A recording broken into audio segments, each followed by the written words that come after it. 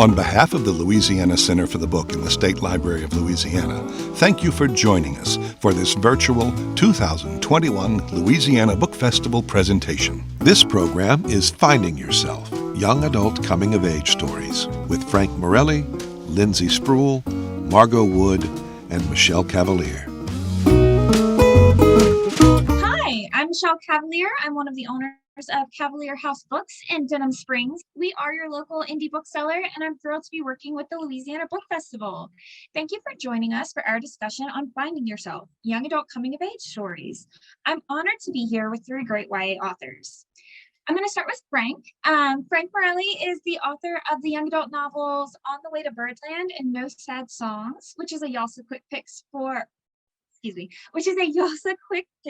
Reluctant Readers nominee and winner of the American Fiction Award for Best Coming of Age Story. His essays have been featured in Saturday Evening Post, Cobalt Review, and Philadelphia Stories. Morelli lives in High Point, North Carolina, with his inspiration, their obnoxious alley cats, and 200 pounds worth of dog.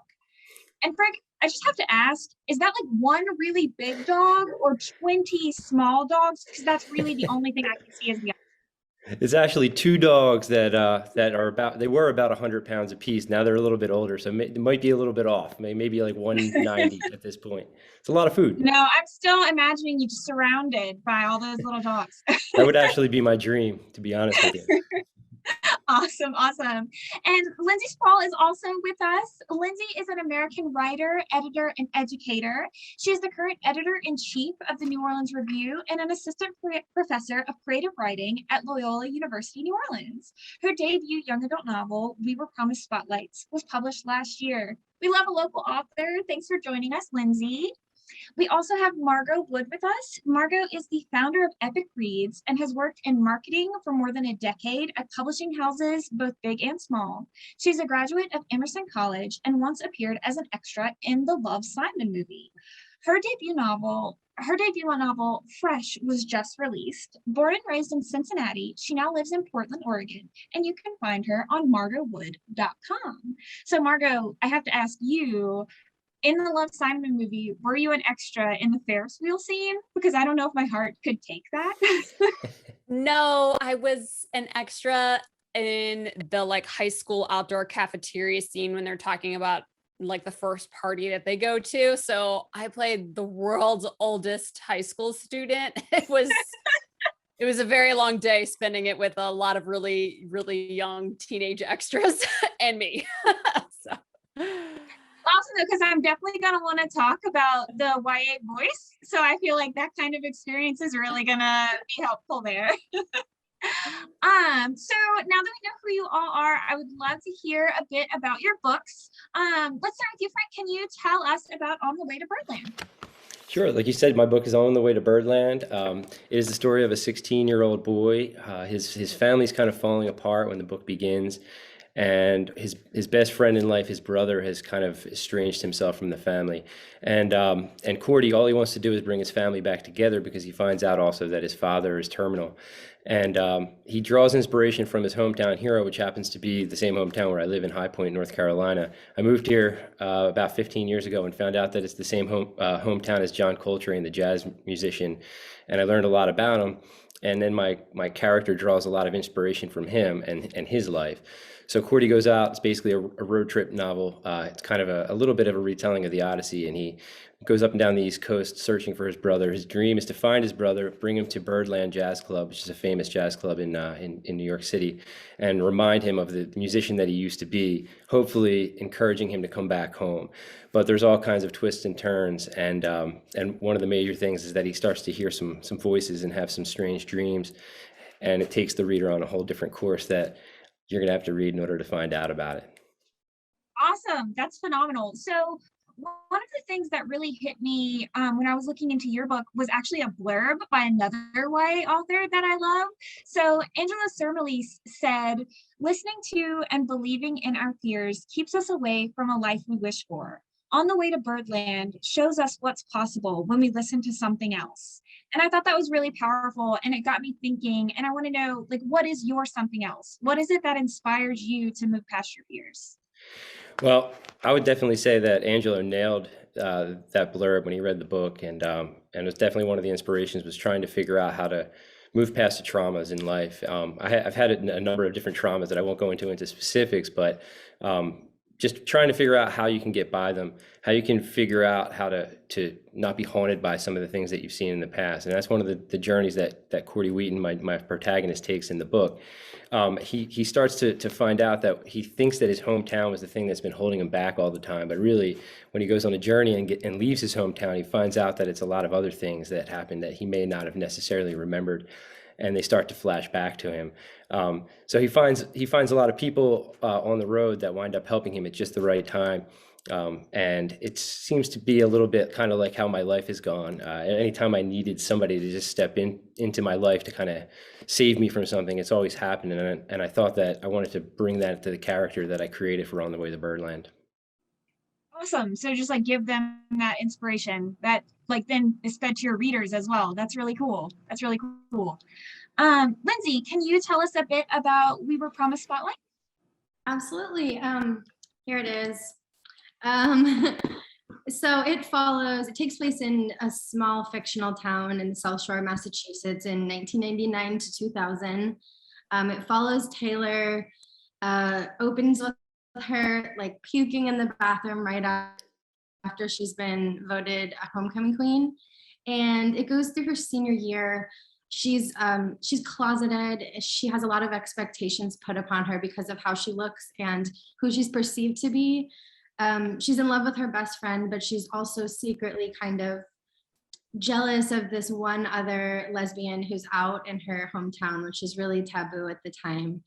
And basically, it's just about her journey and choices, whether or not she's going to stay where she is and accept the life that's been chosen for her by everyone around her, or if she's going to figure out some way to leave, not having good grades and not having college and as part of the plan, and find her own way.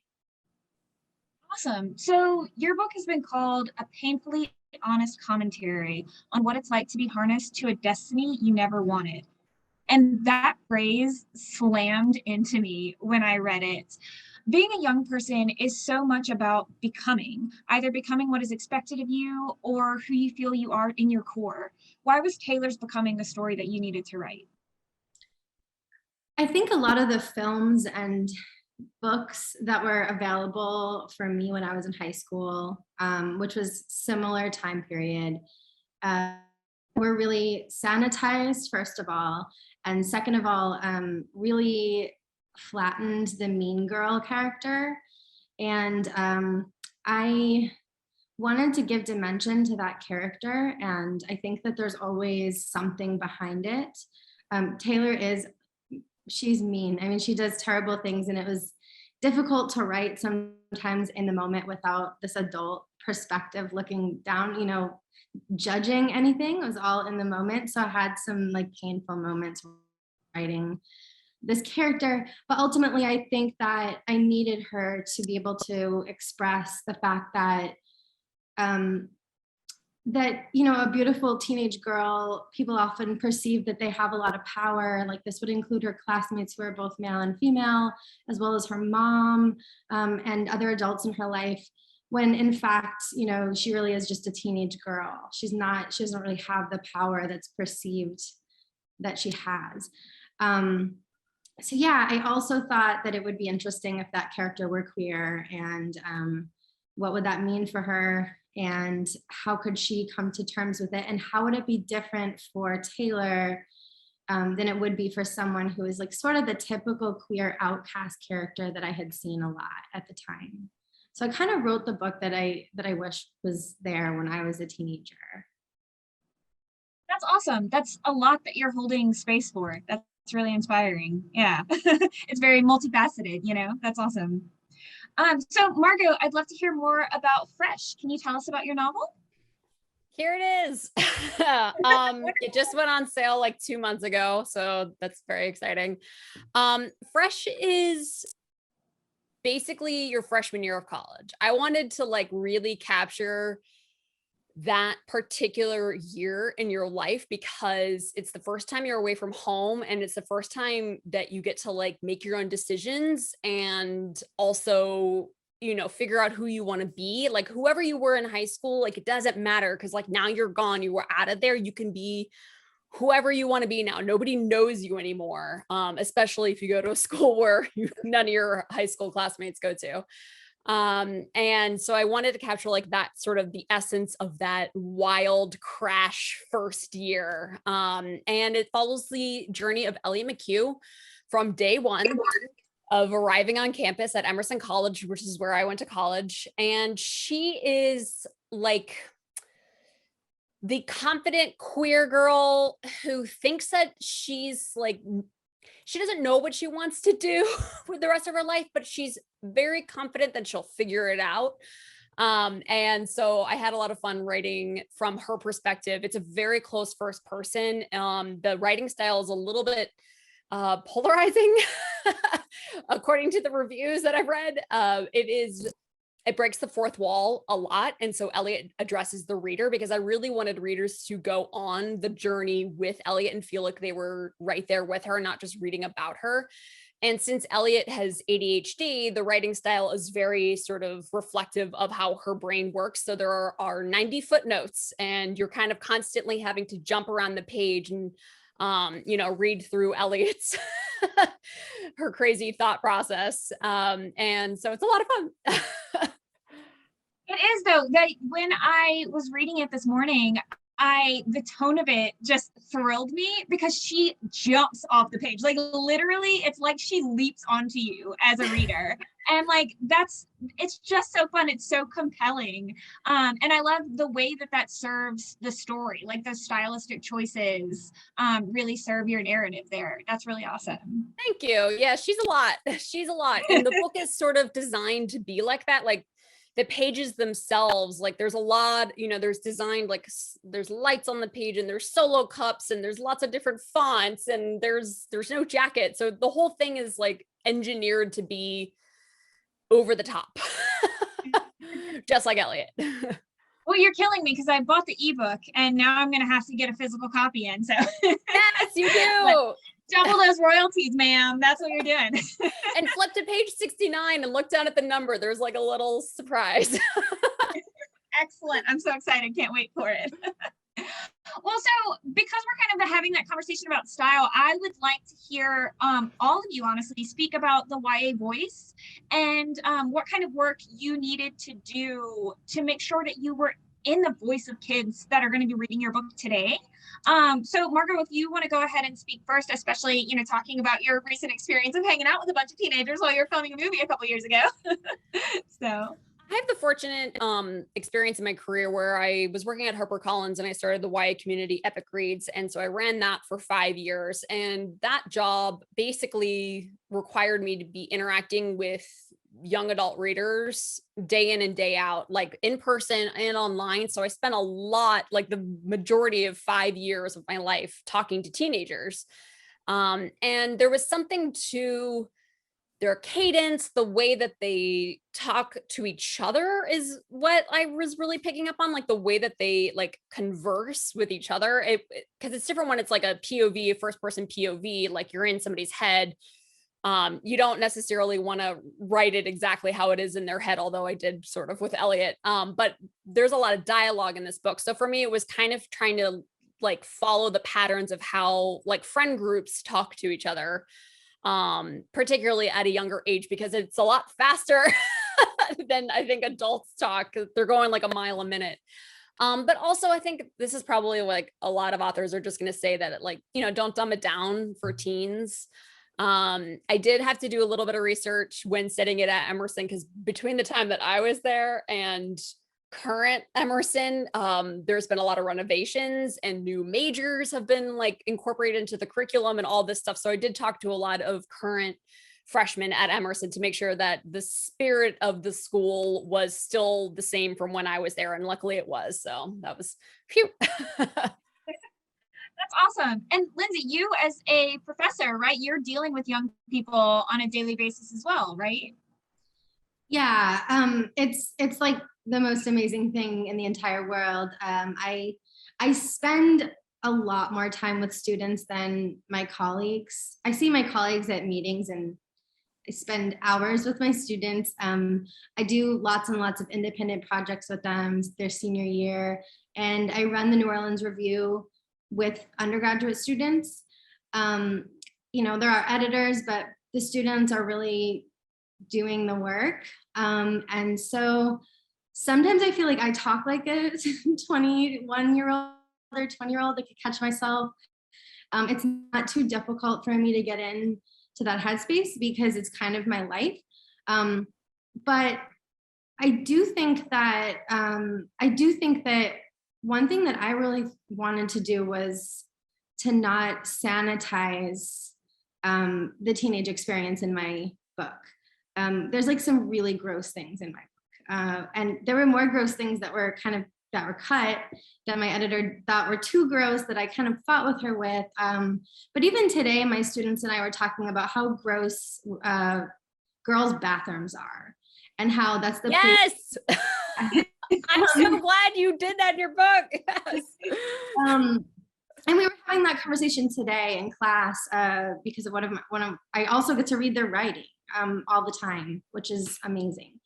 But just the fact that the place where they go to be safe at a club or at school is gross. And so I think it's really important that the teenage experience, including sex too, isn't sanitized or Disneyfied. And it's just kind of important for teens to read, I think, real, both like straight and queer sex scenes that are just like, things aren't going too well. One part of the research I did was I went back and I read all of the Cosmo advice that I took as a teenager to see if it was actually as bad as I remembered it being. I tried so many things that Cosmo said to try. So did all of my friends. And I was right. It was really terrible advice. And it was exactly as I remembered it. As far as research goes, I think it was just a lot of that, looking back and being like, was this actually how it was in 1999? Or am I just remembering this incorrectly? But it's such a pleasure to be around young people all the time. And I'm also a pretty open teacher, I think. So I spend a long time in my office hours with them as well, and like work with them editing and on their own work.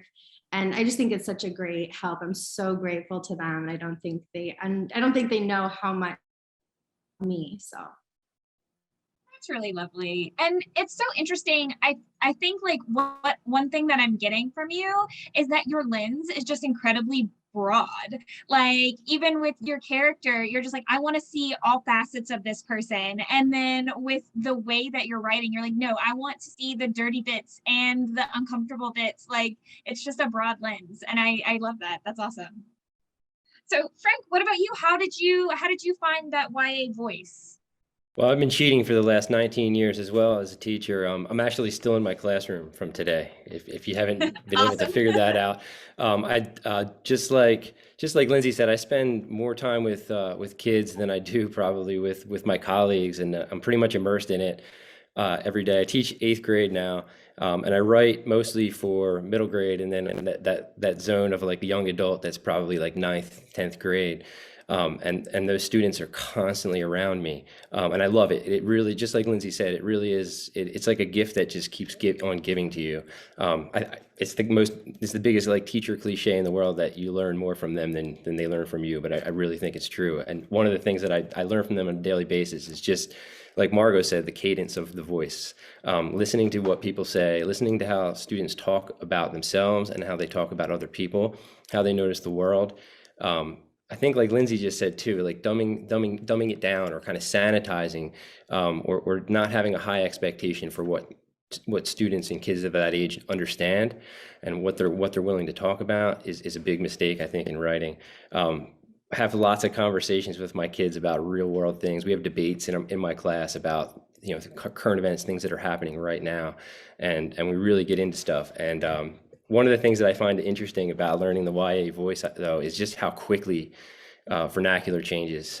I might start aging myself here, but I feel like I need to kind of go back to school almost on a yearly basis to kind of learn different things of different ways that students talk to each other. And it really does change very rapidly, even more rapidly than I remember when I was, back in middle school, which I will not say how long ago it was, very long. But one of the greatest things for learning about the YA voice, like you say, is having students come to you like after class and want to talk to you about the books that you're reading or even about their lives. And that's when you really start to hear things about reality. And those are all things that I like to bring into my books all the time, because that's what students and well, I keep saying students because I'm such a teacher, but that's what young adults really need. They need an adult that talks to them like they are adults as well, because really they are, and they understand things in the same exact way that adults do. So that's what I try to do with the voice of my characters, and I really do draw from my students on a daily basis, like Ryan, whose desk I am sitting in right now from 7th period. That's really awesome. So all of you have kind of spoken about not speaking down to young people just because they're young, because they're as fully human as we all are, right? And they're all experiencing the same things. And the other thing they're all experiencing is traumas. And each of your books deal with really heavy themes. And I feel like that's kind of a prerequisite for the coming of age story, right? Because growing up hurts. So I was wondering, how did you hold space both in the novel for your characters and for readers who are struggling with their own hardships? In what ways does your novel hold space for that trauma? And Frank, if you want to talk to us about that, I'd love to hear what you think.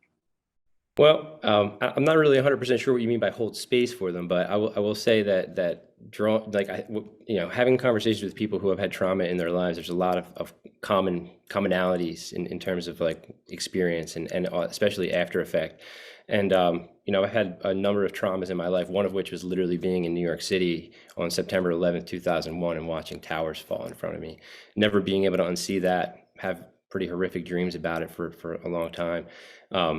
And other things as well. So I try to draw from my own experience when it comes to that, because I feel like I've been in it. And I like to try to talk to other people who also have had the same experiences, to try to see if they also have had the same kind of after effects. And my character, Cordy Wheaton, he's really dealing with PTSD in his life, and from a situation that in fact is not even resolved in the story as you start to read it. In fact, it's ongoing, and he's not even really aware of it. And one of the things that I guess, to try to touch on what you said about holding space, one of the things that I try to do in there is to try to reveal his feelings about what is going on in his own mind very slowly over time, because I feel like for me, when I was dealing with trauma, I didn't necessarily attribute some of my feelings to what had happened. And I think that's what Cordy Wheaton, my protagonist, is trying to explore. And that's really what his journey actually winds up becoming as he goes out on the actual physical road. The mental journey is really what he winds up going through. So that's what I tried to draw from my own experience there, and how slowly that kind of journey for myself unfolded. And I tried to kind of reflect that into my character a little bit. Yeah, and that's exactly what I mean. And you seeing that unfolding is kind of the slow moving of it is kind of exactly the space that the reader needs, because they can feel through their own things through this character, right? Because like reading is the empathy bridge we all need, right?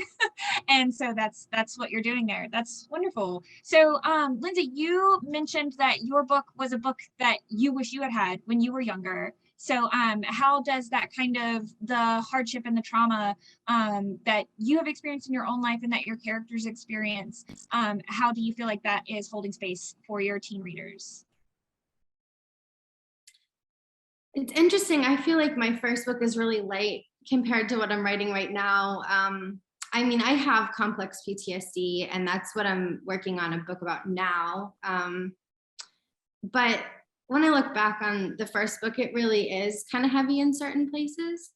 I definitely have spoken with other queer classmates from my own hometown, where, especially with for women, it was not, I don't know, none of us felt safe coming out.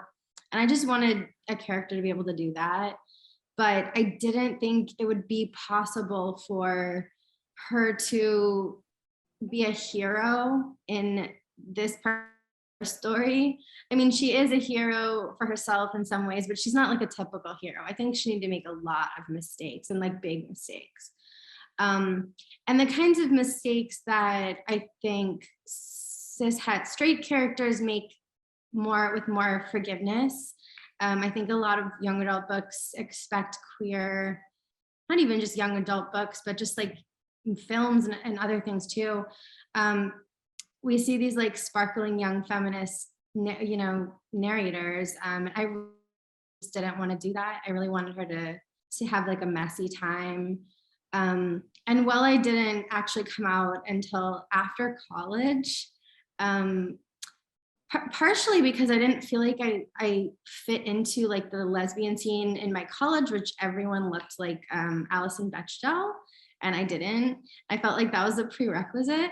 I had a lot of different feelings about what it actually meant to, be queer, and then how I needed to present myself and whether or not I should change my appearance. It took me until I was 22 to just be able to be like, this is who I am. And I think putting that into a high school setting in the 90s, there's just going to be some trauma. Although I don't think of it, I think compared to what I'm writing now, it seems like a lot less. But I think that also for Taylor, some things that it's a really economically depressed town. It's the town I grew up in, it's based on, but not now, it's in the last, few decades.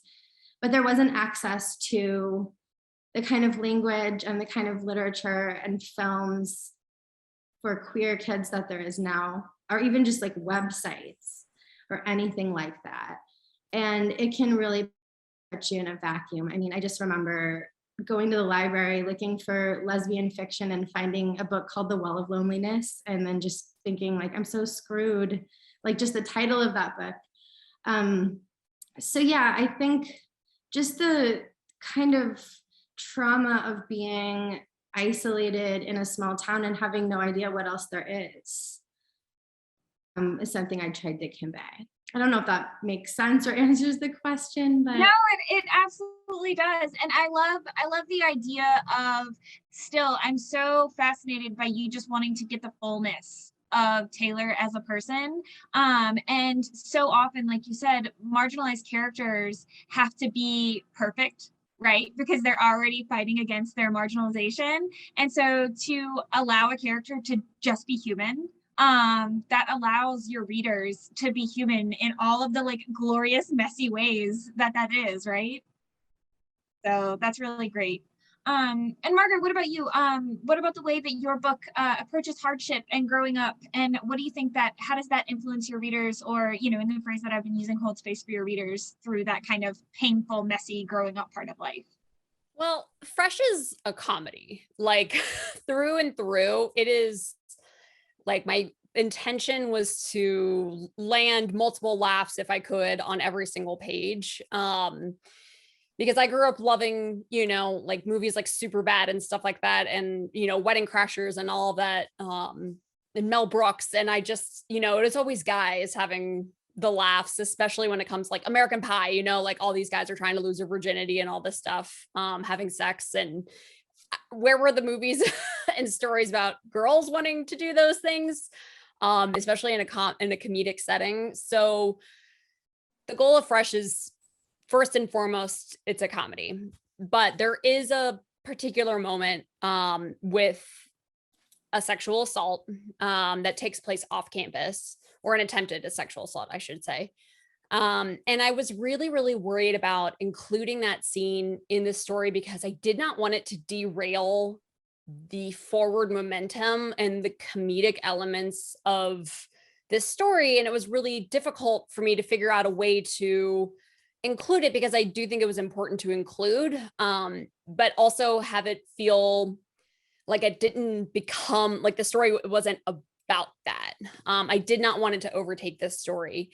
So what happens is that after the attempted sexual assault happens, basically Elliot has a choice. she can either file a report with her college through a Title IX situation, and there will be, the full report will be written down. There'll be a record of it. They'll do an investigation. They'll open up her life. They'll open up, the assaulter's life. There will be arbitration and all of this stuff. Or she cannot report it. And so what I ended up doing was Elliot tells her RA so that there's like, she's reporting it to someone, and there is like an official document of it, of this thing, but she chooses not to file a Title IX report.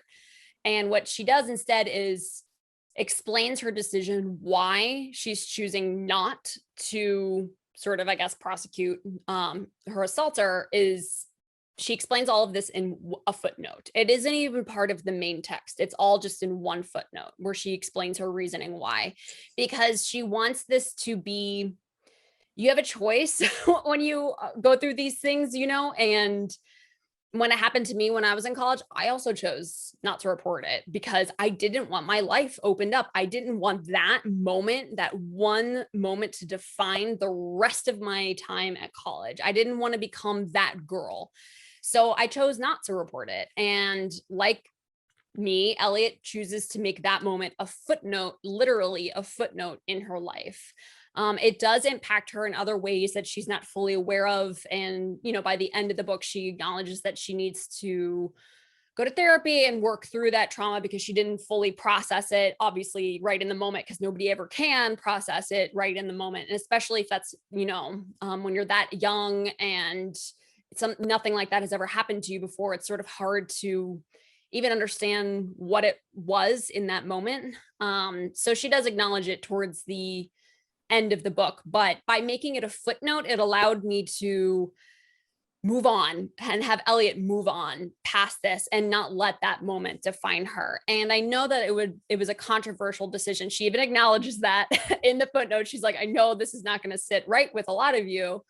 But I do think choosing not to report those things is something that is, I think it's good to talk about that, especially in young adult literature, because, we're not always going to be here to be like, do the right thing, because life isn't always about doing the right thing. You know what I mean? And it's also, what is the right thing? It's the right thing for each person. And so for Elliot, that was the right thing for her. And I don't regret that choice. Yeah. And again, like having Elliot just narrate that herself, like even in a footnote, like I feel like there's so much power in that. Like she is taking agency. It's her story. She's telling you her life. Like that's really fantastic. Awesome. So we have all kind of, or you have all kind of talked about how there are biographical elements or, pieces of your life that make their way into your fiction. And so I kind of want to end on talking about this idea that I've heard referred to as a book print. So like the fingerprints of literature on your life, right? So what are the books that made you? And, authors are readers first. So if you could tell me, I would love to hear, one of the, especially something in your, foundational to your young adult life. What's a book that really made you who you are as a reader, as an author, just as a human? Anybody want to go first? I feel like I don't want to just throw somebody under the bus. I'll start with this one because I talk about this a lot. I was not a reader until I was 25. Like I literally maybe read 5 books in total. I spark notes my way through high school. I didn't read anything because I was ADHD and I was also dyslexic. So reading for me sucked growing up. And also the education system, they're throwing you on these old classics right away, in middle school and stuff like that. And I never even had time to really develop a love for reading. So I never was confident in it. So I pretty much avoided reading at all costs until I was 25 years old. I was living in New York. I had just gotten a studio apartment and Comcast was going to take 2 weeks to install internet in my apartment. And so for 2 weeks, I didn't have any internet. And I finally became bored enough to pick up a book that everybody was talking about at the time. And it was The Hunger Games. And that like changed my life because within a year and a half, I was working in publishing full time, running a YA community. So that book changed my life. But I will say that of those 5 books that I read before the Hunger Games, the one that stuck with me the most and definitely influenced, like you can see it all over Fresh, is this book called Lamb, the Gospel According to Biff, Christ's Childhood Pal by Christopher Moore. And it is the funniest book I have ever read in my entire life. Still to this day, I read it every single year. And it's basically Jesus Christ, the lost years, because, they don't really talk about Jesus in the Bible other than his birth and his death. But it's told through his best friend's Biff's perspective. And Biff is just like this disaster of a character. And he's such a slut and like so funny. And I love Biff so much. So for me, that was like the one book that I truly loved before I developed a love of reading. And it definitely influenced my writing style for sure. That is so awesome. And first of all, I think you need to like write a letter to Suzanne Collins because that is like literally a fairy tale. That's amazing. And secondly, we're going to have to hang out after this because I also love that book. So yes, it's so funny. Have you read his Christmas one? I've read all of his books, but Lamb is my favorite. Especially the part where he invents coffee. Like, oh, it's so good. It's so funny. That's awesome. Awesome. Yeah. Like the Christmas one, it's The Stupidest Angel. It is a zombie Christmas novel, you guys. And if you haven't read it, you just have to. So what about you, Lindsay? Can you tell us a little bit about your book print, books that left a lasting influence on you, your foundational text? It's so hard to choose one. I think I'm going to choose a character, if that's okay. That's awesome. I always loved Amy March from Little Women, and everyone hated her. And from the time that I was really little, I'm from Massachusetts. I've been to that house an embarrassing number of times. But I think it was Amy. She's the reason I love that book so much. I know that we're supposed to love Jo because she is, kind of Jo's idea of like what makes someone a writer, because she wanted to be a writer so badly. They're all such male ideas. And Amy, who's supposed to be the brat, like the kind of selfish brat of the book, really, who burns the manuscript of Jo's. I think she's the only character who's unflinchingly like unwilling to bend her own desires to match the way society wants them to be. She's the one who I found to be the real artist, like the one who would do anything to actually create art, whether or not it made other people uncomfortable. And she's the one who left. And so, yeah, it's been this like unpopular opinion. I think I just really related to her, and I felt guilty about relating to her for so long. But yeah, she really just didn't care what people thought. She wanted what she wanted. And I think some of that made its way into my character Taylor. I think there's something to be said for just, going after what you want, even if it seems frivolous or like feminine, like it does for Amy March, just going for it anyway. So I think for the purposes of this conversation, I can't really choose a book or anything. I do think that character really impacted me as a child and teenager. And I was really happy to see her get a lot of character development in the new Little Women movie. I was just like, yes, finally, somebody else loves Amy March as much as me. So yeah. I was thinking when you said that, I was like, I'm sure that like you and Greta Gerwig are like on like a heart channel together. So that's that's excellent. And yeah, absolutely everything that you're saying, like I kept thinking about Taylor as you were saying those things about Amy. So I love that like you saw how much that too, like that connection, like that is, it's a direct line. I can see it. That's awesome. So what about you, Frank? Give us your foundational text. This is always a hard question. For some reason, I think it's become an even more terrifying question to answer. But I'm going to share the books that I like, because I think it's important to stand behind books that you actually love. And even though these selections might be slightly controversial, the book that really made me love reading, and it was in 8th grade, and I actually teach the book now in my class, which is an 8th grade class, is The Outsiders by S.E. Hinton. I think that just about every YA author might have that somewhere on their list, or if they don't, they should, because it's probably Never read it. Really? It's probably I have one a of the copy, but I've never read it. I think it's probably one of the first really modern YA novels that really was ever written. And when I read it for the first time, and keep in mind, y'all, I'm a little bit older than everybody in this room right now. When I read it for the first time, there was no other books like that really out there. And you're right, a lot of the books that I was reading were classics, because that's what was taught in public schools at the time. And when I read The Outsiders, which is considered a classic, I felt like it was different from all of them. And then when I found out that the writer S.E. Hinton was a woman, I thought it was the greatest thing I'd ever heard in my life. And I just fell in love with her as a person and as a writer. So I've kind of I love the voices that she creates for her characters. If you ever read The Outsiders, it's one of the best character studies for a YA book. And the characters have been recycled many, many times since in other versions, but they were the first ones. And it never gets old for me to throw that old 80s movie on with all those heartthrob actors from the 80s. Still pretty awesome. And then I guess the other book from a long time ago that kind of got me into writing was Harper Lee's To Kill a Mockingbird, which I know takes a lot of hits from different angles, but when it comes down to it, it's just a phenomenal piece of writing. And for the time, that period when it was written, just an unbelievable amount of courage to have written that at that time.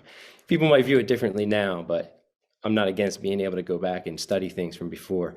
If I were to pick a book from more recently that really I would count as a foundational text, especially since I write middle grade, is Jack Cheng's See You in the Cosmos. I don't know if you've ever read that, but just the way that Jack was able to take his narrator and make it like he was recording his voice into a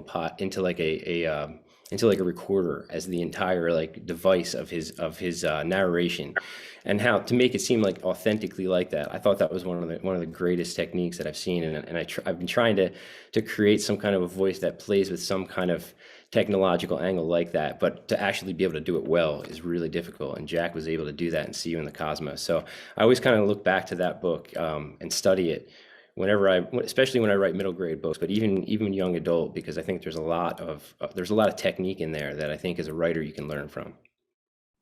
That's really awesome. And I love that all three of the books that you just referenced have such strong voice in them. That's why we keep going back to The Outsiders and To Kill a Mockingbird. The way that the characters come through in the authorial voice there is just, and the character's voice honestly is just phenomenal. So. Yeah, I read The Outsiders a long time ago, and I've been teaching it, and it never fails. Every year when you present it to 8th grade students, they just fall in love with it from the first couple of pages, and it's like, wow, I like reading now. So, if a book can do that for somebody and make people continue to read, I'm just going to keep teaching it forever. So when I was a kid, I thought that I was going to grow up to be a writer, and I grew up to be a bookseller. So I guess, they're kind of adjacent, right? But I always kind of resented S.E. Hinton, because did you know she was 16 years old when she wrote The Outsiders? So I was like, how could you do this to me? It felt like a personal affront, basically. But There's not a day that goes by when I'm not jealous of her. Yep. That's how I feel about That's really awesome. Bat, Francesca Leah Block and Weetie Bat. I love that book. So much. I agree. It's so good. It's so good. It's so good. And she was 13, 14 when she wrote that. My God. Unbelievable. Yeah. There are gods among us, you guys. It's unbelievable. Well, that's awesome. So it has been so great talking to all of you. I would love for each of you, if you don't mind, can you hold up your books for me so that the audience can get another chance to look at their beautiful covers? And you guys, if you want to support these authors, you can pick up their books. I know you want to now that you've heard them all speak. So thanks so much for joining us for our presentation. I had a great time talking to y'all. Thanks so much for spending this time with me. And I hope to see you for the rest of the Louisiana Book Festival programming. Have a great time, guys. Thank you. Thanks so much, y'all. Thanks, everyone. Thank you for watching this presentation of the virtual 2021 Louisiana Book Festival. Please visit our official bookseller, Cavalier House Books, and receive 20% off all featured festival titles through the end of the year. A special thank you to our festival sponsors.